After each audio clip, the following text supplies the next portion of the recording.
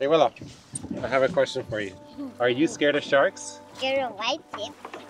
Our backyard may not be a conventional one. Our backyard is water. Water with lots and lots of sharks. 1, 2, 3, 4, 5, 6, 7, 8. So we're here in the South Pacific and we're about to take our kids snorkeling in the pass. The pass is kind of where all the water flows in and out of these atolls. That's where the fish and the sharks and the manta rays hang out. We're gonna go check them out, see if we can find any today. You guys excited? Living on a boat in itself presents tons of dangers, especially to a 3- and 4-year-old. Likely the biggest perceived danger for those on the outside is what's circling beneath. These predators are all around us every single day and night. Today we're diving into exactly how we handle life with sharks as our closest neighbors. How do we keep our family safe? And how do we respect those top of the food chain predators that we share our world with? Dude, what are you doing in there? What happened? Come on out.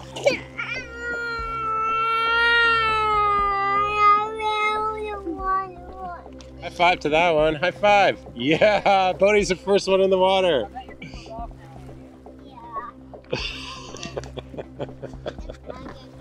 I don't think I could have demonstrated that better. Kids are splashy, they make a lot of commotion, and it sort of gives us a little bit of concern when we're swimming with sharks. Bodhi, what if there's a shark down there? Yeah, your feet are gotten bigger, getting harder to get them on. Ugh. My big feet. Mom, what's our approach to sharks? They're friendly. Just don't let them get too close. I feel like there's a lot of joking happening here. You know, sharks are really interesting and cool animals. They're top of the food chain, and we like to show our kids that and show how the sharks interact with the rest of the food chain here. You can't really like snorkel or come to the South Pacific and not see sharks. They're everywhere. I'm Ben, that's Ashley. Together, we did the unimaginable. We sold everything and then set off on a mission to sail around the world. Civilization. See you later. Fishing competition, man. I think I win. This is gonna be awesome. After 38 countries, over 40,000 nautical miles, and welcoming 2 kids along the way, we are on our second lap around the world. It's definitely harder cruising with kids, but it's really rewarding and it's been a lot of fun having them along for the ride. And that's what this is all about. Meeting people, seeing beautiful places, and the beautiful world that we live in. Subscribe to follow the adventure as we live a life at sea. I have no idea what's gonna happen.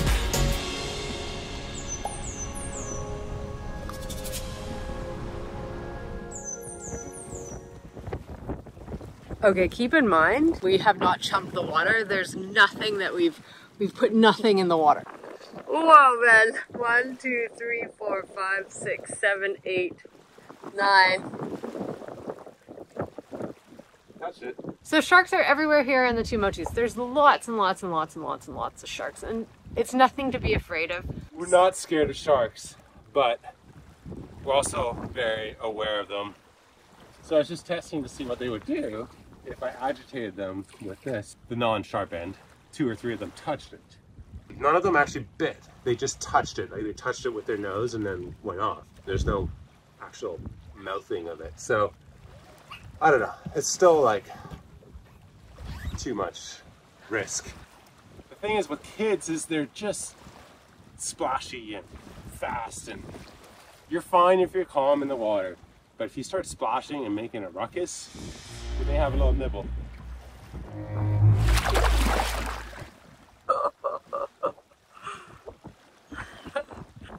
No, there's like 1, 2, 3. A second ago, there were 6 sharks circling Ben and the kids. There's a little guy coming up. Oh, here they come. Look at that. That's a big one down there. Look at. Yeah. Oh, they're going faster. They kind of scooted off when the kids fell in, but... You know, ever since Cow, I'm like... a little nervous. Yeah. It's a sharky spot here, guys. Look at them, they're right there. He's coming to say hi, he's right at the surface. Look at behind you. Okay, I'm getting out. I'm getting out. A lot of people ask us what we do about sharks because we live with sharks. There's sharks all around us every single day, whether we're diving a pass, anchored near a pass, or anchored like off in a corner of an atoll like we are right now. We don't have any like specialized shark bans or equipment or deterrent to deal with sharks, but we just do a couple basic things. First one is we watch their behavior. So if a shark is swimming really quickly or darting or doing run-ups towards you, then that's obviously a sign that they are agitated and we probably would not let our kids swim with them. Second one is the species. There's a black tip, there's a white tip around here usually, and then there's grays. Grays are just gray all over. There's no tip on the back dorsal fin. The black tips are usually fine. They're the most common in these anchorages here in the South Pacific. The white tips do come around, but pretty rarely. And then the grays do come around when you're at anchor, and we are very careful of the grays because they tend to be a bit more inquisitive, a bit more aggressive, we find, and they're a bit bigger, more bulkier. When it comes to bull sharks and tiger sharks, we treat these guys with the utmost respect. On our last circumnavigation in Palau, we witnessed something incredible, a feeding frenzy around a dead manta ray. Amid the chaos was a tiger shark, top of the food chain. What struck us the most was that none of these sharks showed any interest in us divers. All they cared about was getting their share of the manta ray. So it's all a matter of balance and respecting what is going on in the environment around you. The third thing is location. So we might be anchored here off in the southern part of an atoll, and then half an hour that way is a pass. And if you anchor near the pass, the behavior might be completely different. That's the case here in this specific atoll because I think there's fishing and locals doing stuff down there that has trained the sharks to think that humans are associated with food or food scraps. The last thing that we are very aware of is the cleanliness of the water. So the murkiness of the water, or the clarity of the water, I should say, because the murkier the water, the more concerned we are for mistaken identities. Kids naturally attract sharks with their behavior, so we're very aware of it. And that's about all we do out here for being careful with sharks, respecting them. They are all wild animals. There's no friendly shark. Well, maybe except the nurse shark. One very last point, which is we have both staplers on board, flesh staplers, and also clotting material, blood clotting material in the dinghy emergency ditch kit. Never had to use them, hope to never have to use them, but that's basically it. Wow! So a squall rolled through and it kind of ruined our beach plans, hey Willa? Yeah, I got a little nervous. If the wind picked up too much, we're on a lee shore here and I thought Ben might need help. Also, it's like kind of hard with the dinghy and the wind and the waves to get to the beach with 2 children and all the bombings that are here with the reefs and everything else in the 2 motis. It just became too much for me. So Ben's working today and I'm on my own, and we decided to come back to the boat. But we're gonna ride it out here. It's kind of like a wild ride, and we got our water ski to ride on. Who's the driver? Bodhi. Even in paradise, it gets rough sometimes. They're just really, the southern part of this atoll, it's gorgeous, this atoll, but the very southern part, it's just reef. There's not a lot of motus. The forecast is for it to go around, clock around today, and by this afternoon, it to be back to more of an easterly direction, and then we'll be protected again. These are from these huge lows that spin off in this more southern part of the Pacific Ocean here. And every now and then they get far enough north to affect us, and normally they don't. Lucky us.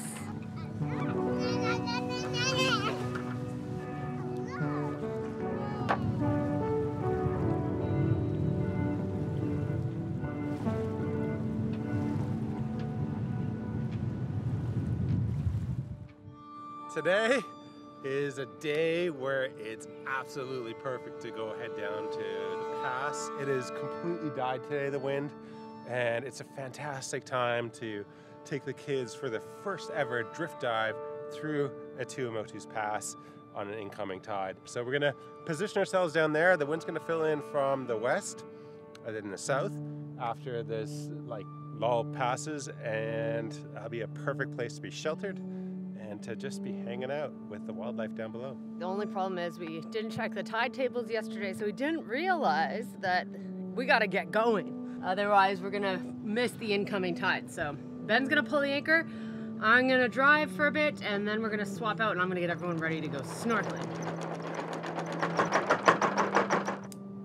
These are from our last circumnavigation, last time we were here in the Tuamotus. They are Pearl Farm buoys. We use them to float our chain, but they're really nice compared to fenders because they don't collapse under pressure. Like the fenders, when you put them on and they go really deep, they just are useless because they're little flags in the wind down there with the pressure of the water on top. So we've picked up a few more, and it's a great way to reuse, recycle. They're great little buoys.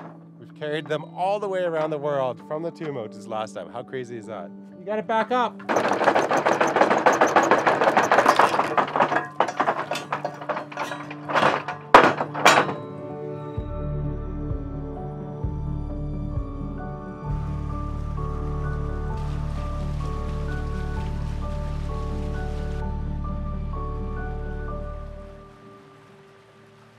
I am so excited. We're gonna go dive this pass. We haven't dove this since 7-8 years that we were here last.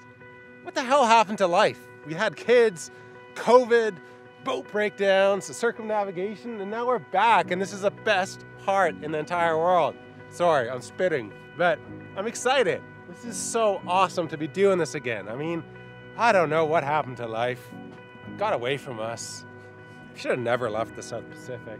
This is where it's at. Last time there was a big ass manta ray that came right up to me. Its two little mouth things curled up and touched me. It was incredible. Hopefully it's still incoming. There's a little bit of nerves, isn't there? No, it's just that we're late, and I'm always doing this, and I think I'm the only one who does this. And because of that, it's like the entire world is against me. But I've like gotten everyone ready. I've like pushed Ben and we've gotten ready. I've got the sunscreen on the kids. I've got wetsuits. I'm just about to get out all the snorkel gear. I got snacks. I got water. We're ready to go. All we gotta do is drop the anchor, get in the dinghy. Oh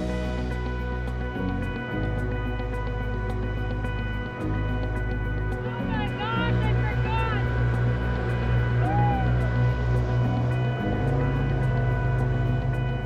Let me see your mask. Is it good? Sorry, I forgot your mask, so you're wearing the pink one today, okay? Okay. You got your snorkel in? Okay, jump in.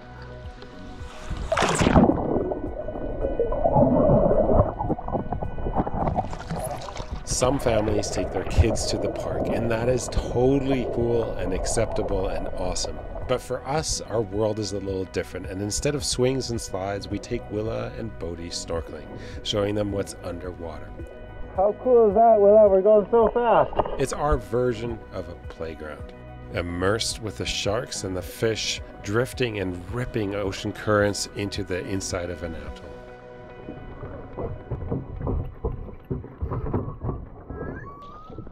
How was that, Mom? That was awesome. I remember more sharks and rays and things, but I guess every time it's different. So let's go do it again. So fast going through there. We're gonna do another pass. Just like you're moving at like 2-3 knots through there. It's awesome. Again. Yeah. Should I just leave my fins on?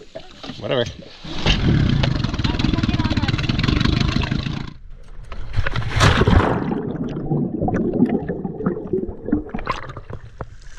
This is Bodhi's way of getting in.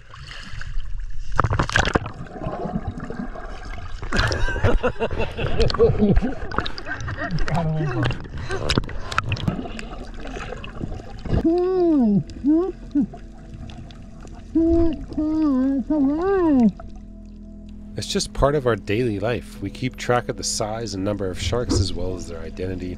Not once have we needed to get out of the water feeling threatened. That said, we know these are all wild animals, so there's always the option to jump into the dinghy if we need to be. And honestly, the same scene always repeats itself. The black tips and white tips always are circling around, watching and paying attention to what we're doing. And as we drift into the atoll and get into shallower grounds, the coral starts to light up and come alive with lots of sharks and little fish around. Sometimes the shallow water is the best for little kids.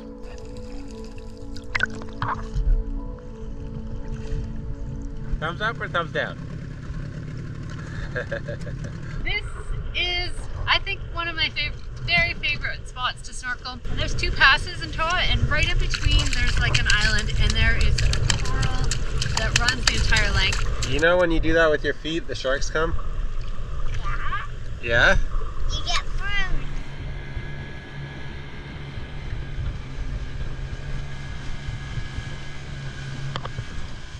We have some super exciting news about the Nahoa merch shop. My little brother is taking over our store. He has commandeered everything. He is going to be screen printing, like awesome old school way, screen printing and embroidering all sorts of merch for us. We're gonna have hats, shirts, sweatshirts, I hope can koozies, and there will be more coming. We're looking for bags and a few other things. The other exciting news is we're gonna have everything on sale to launch this new shop and get ready for Christmas in case you might wanna pick up a couple things for your loved ones. The shirts are tri-blend, super comfy. They have a logo on the front and a print on the back. We're doing hats. Hats have 2 styles. We got a logo on the front, then we got the full Sailing Nahoa on another version. The way we're shipping them, basically they're gonna get stuffed into a little bottle. Then we're gonna throw that overboard and it should arrive within the next decade or 2. We're really good at tide predictions and currents, so bear with us as it arrives. Just kidding, everyone. Your product will arrive in a timely manner. We will be shipping out only about once a week though. So do take that into account. If you don't get like an immediate reaction like Amazon, you know, give us a little slack, okay? It's like a family business, okay? Everything in the shop will be on sale. So now's your time. If you've always wanted a nice Nahoa hat like Ben's or a dad hat like what I wear, to Sailing Nahoa shop, and you will find it all there. With this setup now, we can basically put whatever we want in the shop.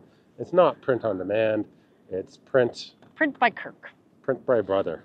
So pick up your merch now. It is on sale and the sale won't last. And send us your pics. yeah, tag us in Instagram with Sailing Nahoa, and we will repost it on our stories. Thank you so much, guys. I hope you find something you like. Okay, you gotta put it on the fire, bud. You gotta lean it up like that, like a teepee, okay?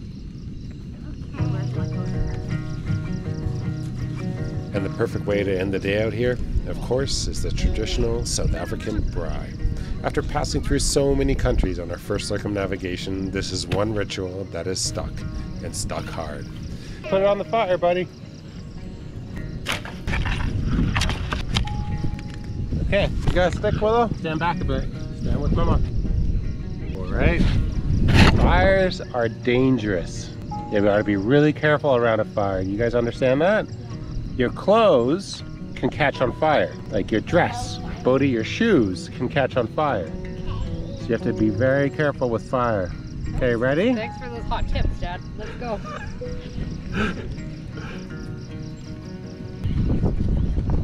That should be good.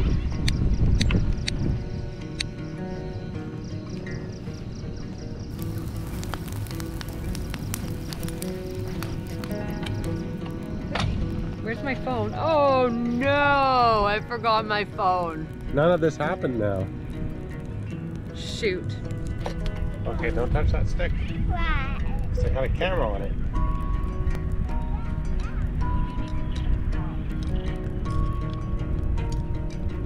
Nothing beats a proper braai, complete with boerewors and real South African braai grates. It's a little taste of a country that captured our hearts and a way of bringing everything together of all the places we've been. A perfect end to the day at sea.